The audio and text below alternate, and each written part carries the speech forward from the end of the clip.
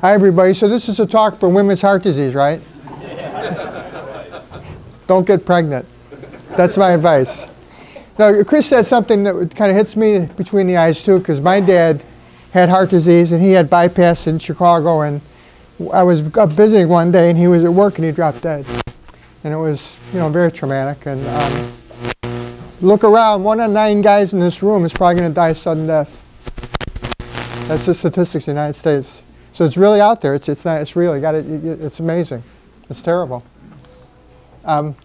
Sarah Bush just got a nice award for one of the best hospitals in heart care, and we're trying to keep it going, trying to make it a great place.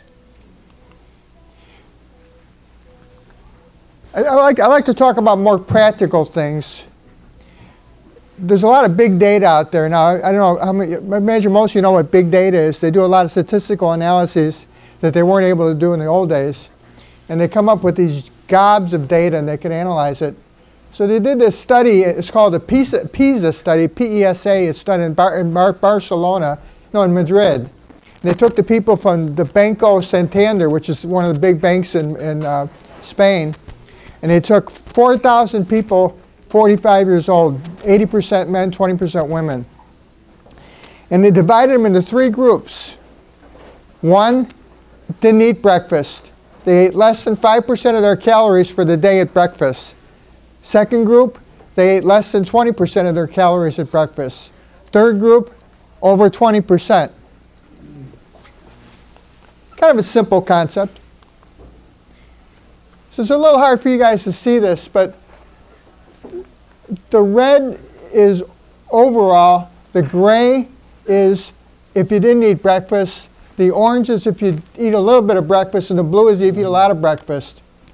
And they looked at atherosclerosis, so they did ultrasounds of the carotids, ultrasounds of the abdominal aorta, they did ultrasounds of the femoral arteries in your leg, because you can get those arteries with an ultrasound. You can put it right over the artery and really see that vessel. Carotids, you're right next to the vessel. You can really see it with an ultrasound. Coronaries, you can't see with an ultrasound as far as the coronaries themselves. So what they do there, the best technique we have in modern science to see if there's any kind of junk in your coronaries is a calcium score. So they take a CAT scan and they run it over your chest real quick, and they just measure the calcium in your coronaries. We've known by x-rays for many, many years that blood vessels that get diseased get calcified. Not all of them do. There's something called soft plaque, which isn't calcified, but the more calcium you have in the vessel, the more plaque you got in there. So it's a great technique. You know, you come in and you get this thing done. We tell you your score is 0. You got no calcium in your coronaries. Your chance of dying of heart disease, of coronary disease, in the next 10 years is less than 1%. If your calcium score is 1,000, your risk of dying of heart disease in the next 10 years is probably upwards of 30%. So it's just a linear increase. The more calcium you got, the worse the chance of dying. So they did all those things on these people. And these people were 40, 45 years old, pretty young, you know, pretty young from my viewpoint. And subclinical atherosclerosis means they had any kind of junk in the arteries of any significance. The total population was only 62%. 62%. So, you know, if you're 40 years old, you've only got a 60% chance of having some junk in your arteries. Not very high, you know, not very high at all, right?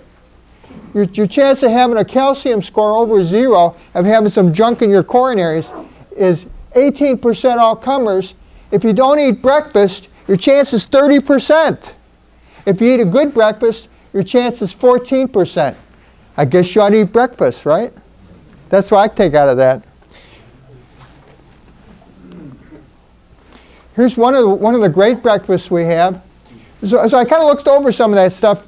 What's a good breakfast? Now, they didn't tell you what breakfast was. They kind of went into it, but that wasn't really what it was. They just kind of total calories. If you eat a egg McMuffin, you get about 300 calories, and you get about, I think you get about 6 grams of saturated fat, which isn't ideal. If you eat an egg white McMuffin, you get a little bit less calories, and your saturated fat's about 2.5 grams, I think. No, I think it was about 4 grams. You're supposed to, average guy on the street, average amount of activity, 2,200 calories a day. I doubt there's too many people in this room that eat 2,200 calories a day. Maybe for lunch, maybe for dinner, but not all day. None of us eat that many. We eat a lot more than we should. Most of us eat way too many calories. And but if you say 20% of 2,200, that's about 440 calories. Those are the people that had the bigger breakfast. That's a decent breakfast, you know. So, is it better to eat an Egg McMuffin on the way to work or to eat nothing? I kind of think it might be better to eat an Egg McMuffin. But if I did, I'd probably have the Egg White McMuffin because it's probably better for you. But if you eat oatmeal, it's just a lot better. It's got like 250 to 300 calories, depending on what you put in it. And then it's got 0 to 1 gram of saturated fat. Here's another study that was another big data study that came out recently. And this is stuff that just kind of makes sense. They took 39 countries. They took like 5,000 people. And they gave them these big questionnaires. And they said, how much are you doing in a week in your work and in exercise? And put it all together. And they accounted for the intensity of the work or the exercise and the time they spent. And they showed, if you look at the upper left-hand corner of that graph, those are the people that were hardly doing anything at all. And their mortality rate was the highest. The y-axis is mortality, the highest. Just with doing a little bit of exercise, they really lowered that mortality risk by about 30%. Over on the far right-hand side of the graph is the people who are really working out, really working hard, working their butts off. It's a pretty flat curve there, those last 3 things. So you really don't lower the risk a lot if you're running 50 miles a week versus 30 miles a week, or if you're doing heavy physical labor 80 hours a week versus 30 hours a week. It really doesn't make much difference as far as your mortality. But if you know somebody that's infirm and sick and not very active and can't do much, if you can just get them to do a little bit of walking every day, you really increase the chance of them living if you want them to live. So I think these kind of things are just, to me, they're just amazing how much difference it makes. So they showed that the people who were most affected were the people who were mostly sedentary and the people who are limited by dyspnea. Dyspnea is shortness of breath with exercise or with physical work. So it's kind of one of the tricks of nature. The people who most don't feel like they can do anything are the people who most have to try to do something. You know, the people who are pretty fit, they're probably not going to increase their mortality rate, improve their mortality rate by much if they go from pretty darn active, pretty good shape to unbelievable shape. You know, they're probably not changing their mortality rate that much. But if you go back to that previous breakfast thing, those people probably could benefit from eating breakfast and probably just eating a little healthier. They did another amazing study that came out recently. It was in Brazil.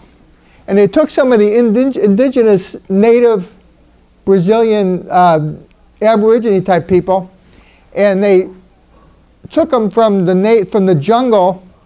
They had to go by boat like for about 6 hours, and then they bussed them to the capital, and they did those coronary artery calcium scores, the CAT scans on them. In their 80-year-old population, 20% of them had coronary artery calcification. 80% didn't have any. In our 80-year-old population, we don't do coronary calcium scores because it's 99.5%'s got it. There's no point in doing it. Do you think you got coronary calcium? Yeah, you got coronary calcium. It's like we don't have to do a test to prove it. So who's at risk of heart disease? Number 1 is age. Unfortunately, if you're over 65, over 60, 65, 70, 75, your risk is just going up and up and up and up and up of heart disease. It's just the way it is. Can't do anything about it except get younger. But what you can do is just try to get a little more physically active. Just try to eat right. Those are probably the 2 biggest things. Go to the doctor, get a physical. Another big data study that just came out was another amazing study. In Canada, they took all the people with the diagnosis of influenza, the flu, and then they cross-referenced it to all the people that had heart attacks. If you had influenza within the preceding 3 months, your risk of a heart attack was 3 to 4 times the baseline population. So how do you prevent heart disease? Get a flu shot. Anybody over 65 in this population here? Probably a few people. You got your flu shot? I got mine. If you don't get it, I think you got your head up your butt. You know, I mean, it's like, come on. You know, you lower your risk of heart attack by 3 times. You know, it's pretty easy to me. No, I mean, some people have religious things against the flu shot, and I don't really want to argue with them about it. But from a medical viewpoint, it's like, get the flu shot. Family history, you can't do a whole lot about that either. I got a very strong family history, so all you can do is try to take care of yourself. There's a lot of overlap between family characteristics and family history. If your father smoked, if your father drank, if your father ate too much, if your father didn't do very much, there's a pretty good chance you might be doing the same thing. So some of that family history is also through these other risk factors. Race and ethnicity. Indians who live in India come to this country and the risk of heart attack goes way up because they start eating our diet and they're not genetically ready for it. At least we've had a few hundred years to be ready for our bad diets. They're not ready at all. The Mexican population has a lot more diabetes, a lot more obesity, so their risk of heart disease is a lot higher. Our Afro-American population has a lot more risk of the effects of hypertension, including congestive heart failure, coronary artery disease, and sudden death. And those are risks that, you know, they just can't get around. They just have to try to do everything perfect. High blood pressure is probably the single biggest risk factor for heart disease beyond aging. And I don't think most of the population really understands that, how important it is. So if your blood pressure is 5 millimeters higher, 24 hours a day, 7 days a week, 365 days a year, your heart's working, pushing miles of blood harder to get that blood around. So if you don't think that's going to cause a problem with your heart and your circulation, you're just not seeing things straight. So your blood pressure is really important. There's been various guidelines as far as blood pressure. A couple of years ago, one of the internal medicine societies made a target blood pressure. If you're over 50 and you had risk factors for heart disease, they said try to keep it below 150 over 90. And a lot of people said, I don't like that number. We think that's too easy. So now the American College of Cardiology just came up with a guideline, and they're saying 130 over 80. Well, I take care of a lot of 70-year-olds, 80-year-olds, and if your blood pressure's been running 160 over 80 for the last 20 years, and we try to get you down to 130 over 80, we might find you on the floor the next day. You know, so everybody we treat individually, but we try to follow these guidelines in general. The definition of high blood pressure is 140 over 80 or above. 120 over 80 is normal. Between those, we call that prehypertension. And about 1/3 to 1/2 of the people with prehypertension will develop hypertension. So you go in the doctor's office, they rush you in the room, they throw the blood pressure cuff on you and they check your blood pressure, right? That's what my office does. Well, you're not supposed to do that. What you do is you're supposed to sit them down in a chair like you're sitting right there. You got your back against the chair, your arms are nice and loose. You sit there for 5 minutes, you think about Hawaii, pretty women, whatever, and then you get your blood pressure checked. So if you do go in the doctor's office and you get a high reading, say, please recheck that in 5 minutes after I've been sitting here for a few minutes. Most doctor's office ain't got you out the door in 5 minutes that I know of. So I don't think that's going to be a big problem. And then that's probably the more realistic reading. When they have all these statistics on high blood pressure, there's a zillion of them, they all assume you've been sitting in the chair for 5 minutes with your back supported, your arms down. And if you do any kind of exercise or cardiac rehab or something like that, you'll see that as you exercise, of course, your blood pressure goes up, and then it comes down when you rest. So we hope it goes up with exercise, but we don't use that as a definition of high blood pressure. High cholesterol is a risk, and probably most of that's our diet. When we eat saturated fat, it gets converted in our body to cholesterol. And we are what we eat, and we eat like crap. That's just the way we are. Diabetes is a very strong risk factor for heart disease. When you go in your doctor's office, another thing you could ask them is, what is my cardiac risk calculator? What does it show? So they take this nomogram, and it looks at your age, your blood pressure, whether you've been treated for high blood pressure, whether you smoke, what your sex is, and whether you have diabetes. And they come up with a number. So if they say it's a 10-year number. So if they say your 10-year risk is 10%, we'd consider that moderate risk. If your 10-year risk is 20%, we would say it's a high risk. So that would be the risk of heart attack, stroke, death of cardiac origin. So diabetes, we kind of assume when somebody walks in the office, their coronary risk as far as a heart attack is equivalent to somebody who's got a 20% risk in general. That's how we approach them. If we do some sophisticated tests and we find out they do well on a stress test, or their coronaries look pretty good, if you look at them, we kind of modify that. But then if they just walk in the door, we assume they're at high risk. Smoking, I think there's nobody in this room who wasn't told that smoking's bad for you. It does increase your risk. If you stop smoking, within a year, your risk is down by 50%. So it is entirely reversible. It's never too late, and smoke is going out of style. We just got to stop. Obesity is a risk factor, and there's a lot of obesity in our society.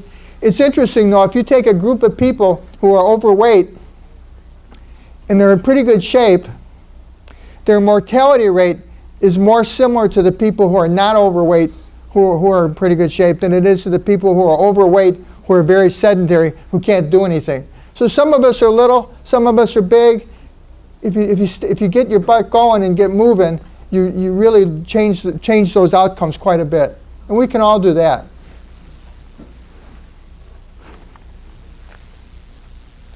Are there any types of heart disease that affect men more than women? Well, I know women have more chance of having heart disease if they get pregnant. None of us are going to get pregnant, so we have less risk with that. But we do have more risk of coronary disease. We tend to get it earlier. We tend to get it worse. When I was in training a few moons ago, we used to say a premenopausal woman will not get a heart attack. That's what we would say to ourselves when we went and evaluated somebody in the emergency room. If it was a 35-year-old woman, premenopausal, we'd say, she ain't going to have a heart attack. Well, that's a bunch of crap. They can't have a heart attack. But we do know that if you're a 45, 50-year-old man, you're a hell of a lot more likely to have a heart attack than a 45 or 50-year-old woman. Even if you take pretty good care of yourself, and she takes pretty good care of herself, your risk is significantly higher. Women, within 5 to 10 years after menopause, their risk goes way up. But now we know that they can also get heart disease sooner. But as far as coronary disease, it tends to come earlier in men than women. So everybody here, we're all in a high-risk group. I think I showed you those numbers. The ones who are 40 years old, your risk of having some atherosclerosis in your coronary, some junk in the arteries, is somewhere between 15 and 30%. That's pretty high, So what are the symptoms of a heart attack? They can be kind of tricky. If there's an elephant sitting on your chest, it goes down your arm, you break out in a sweat, you turn gray, and you start throwing up. Geez, I think I'm having a heart attack, But it could be in the middle. It could be on the left. It could be on the right. It could be in your elbows. It could be in your shoulders. It could be in your neck. It could be in your teeth. It could be in your jaw. It could be in your upper back. It could be in your upper belly. Could be severe. Could not be severe. Could be mild. Could be I just don't feel right. It's just a funny feeling in there. Can you handle it or not? Is the definition I can handle it? No, it's not the definition you can handle it or not. It's the definition if it's there, then you got to be concerned about it. You might get with it, you might get short of breath, you might get nauseated, you might black out.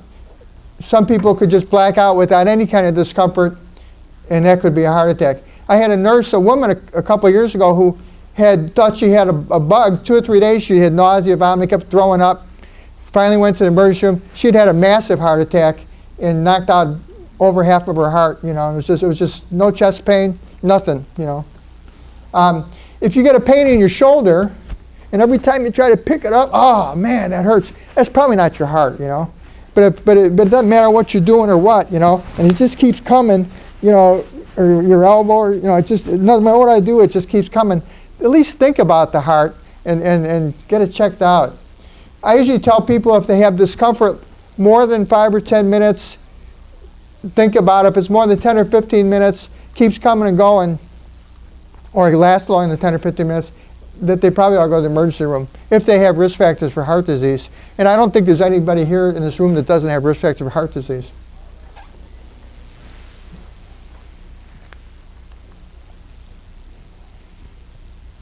So what can you do to gauge your heart? Well, go see the doctor, get your blood pressure checked, have them check your cholesterol, have them check we call it the lipid profile. One other thing about the lipid profile, that checks your total cholesterol, your good cholesterol, your bad cholesterol, and your triglycerides. Most of the measurements they do, they measure the good cholesterol, they measure the triglycerides, they measure the total cholesterol, and then they calculate the bad cholesterol from those measurements. There's also something called a direct LDL, where they measure it precisely. If your triglycerides are real high, it screws up the formula, so that calculated number from the formula for the bad cholesterol may not be accurate. The other thing is, most of us as doctors have been trained, you got to get a fasting blood test. You can't do it not fasting. Well, that's really not true. Your cholesterol level is really pretty close fasting versus non-fasting.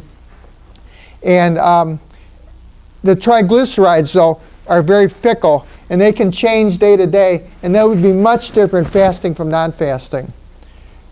Monitor your blood pressure, check your lipids, stop smoking, get more physical if you're not. Get rid of your bad inheritance if you don't have it. Sorry, you can't do that. You know. As far as what questions you should ask, I think I would encourage people to say, doctor, do the risk calculator. What's my risk? It's a website. Like at Sarah Bush, we have it on the website. We can just pull it up. It's a pain in the neck. You gotta go on the computer. You gotta check a little bit, but it's not a terrible deal. It'll take them about a minute, 30 seconds to a minute. I think the biggest thing I want to talk about here is aspirin.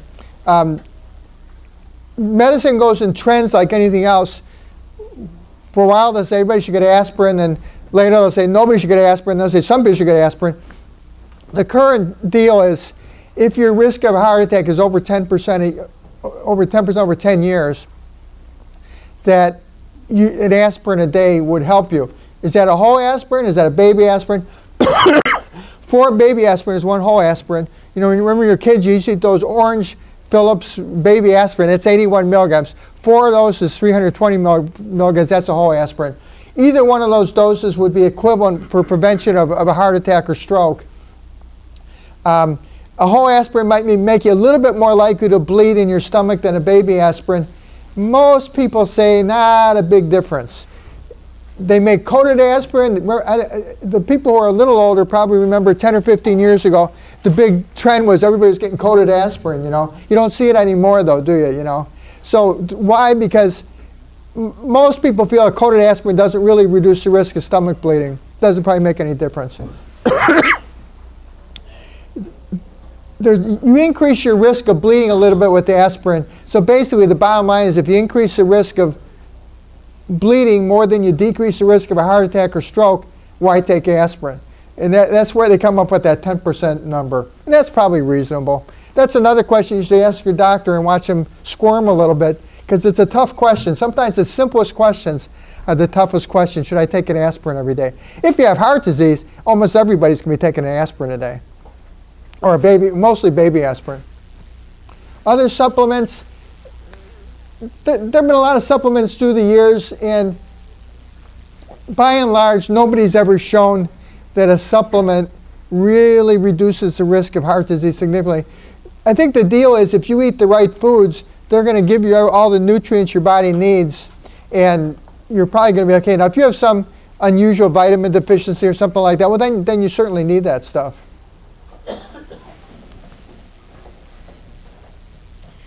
And then what kind of care can we provide at Sarah Bush?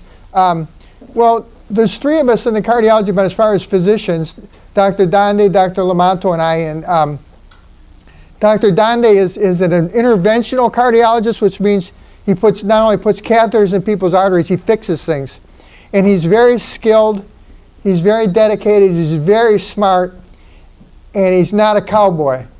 A cowboy is somebody, every time you see some little thing in an artery, I'm going to fix that sucker. And you don't want that. You want somebody who fixes what needs to be fixed. And that takes judgment, and it takes dedication, and it takes integrity. And he's got all those things.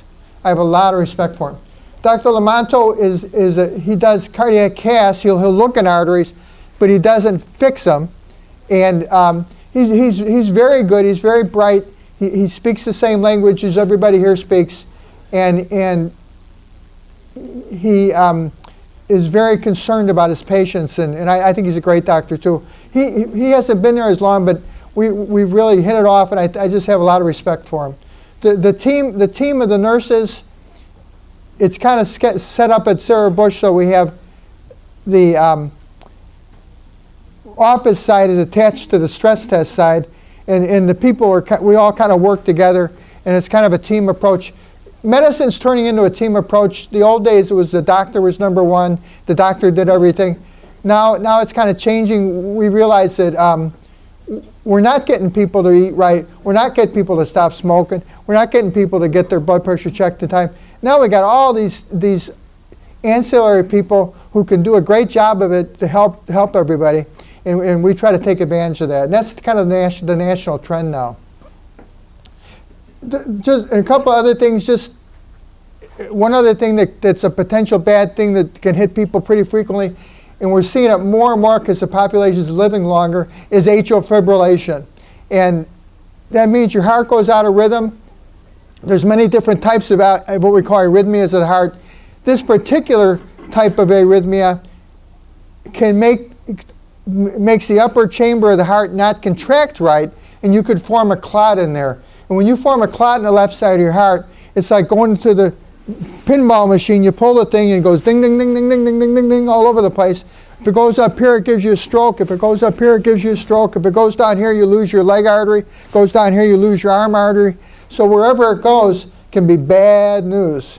And generally the approach is to try to anticoagulate people, not aspirin, not Plavix, but more anticoagulants like warfarin, which is Coumadin, or those new ones on television. You've all seen those commercials 10,000 times.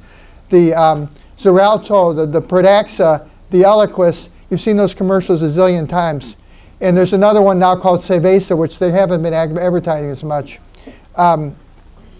We like to identify atrial fib, and there's a couple of nice little things that have come along now that I just talked to a couple of patients today about. There's I don't remember the name of the thing, but if you call our office, we tell you. There's they advertise on television. It's a device that it goes through your web-based through your cell phone, and it will pull up an EKG right there on your cell phone. You see your own EKG right there.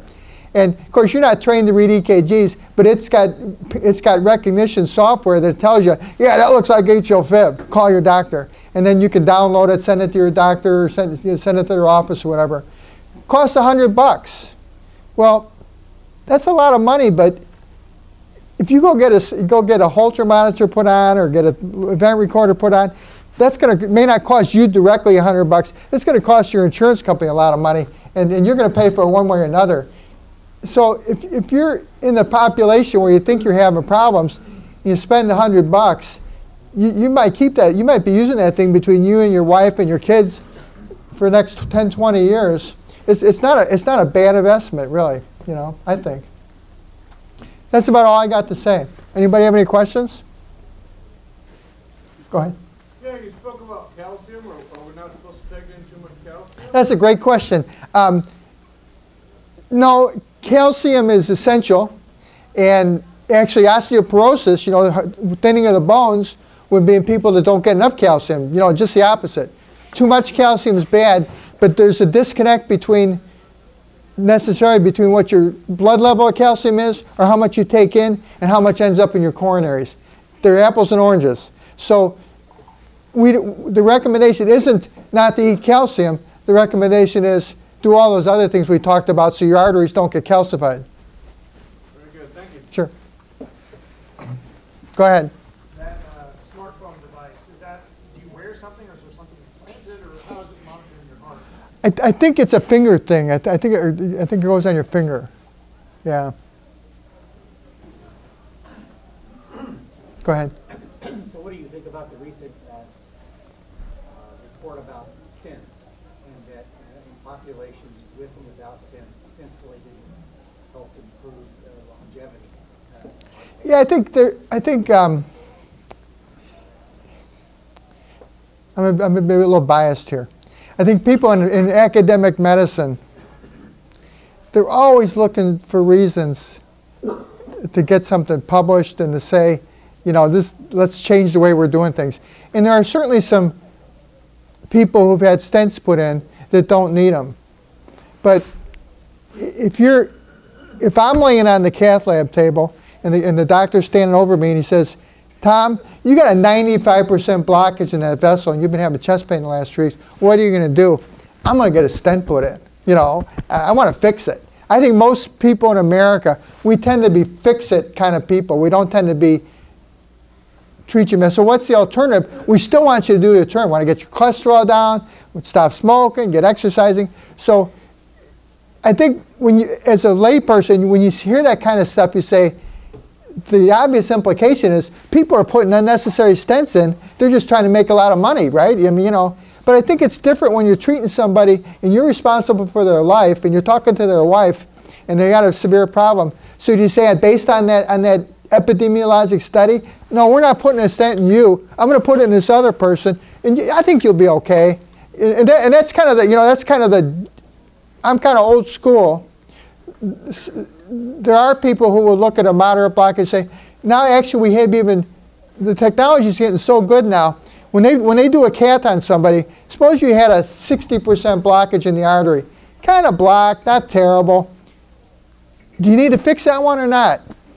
Well, now they measure the flow across that vessel, and if the flow is compromised across the vessel, they say even though it's only 60% blocked, that's causing more problems than maybe a 90% in somebody else. So these kind of things are kind of addressing that issue. I mean, there is data, and that data, I can't argue with that data, but I think as far as what to do about it on a daily basis, you have to look at each patient separately. Anybody else? All right, well, thanks everybody. I appreciate it.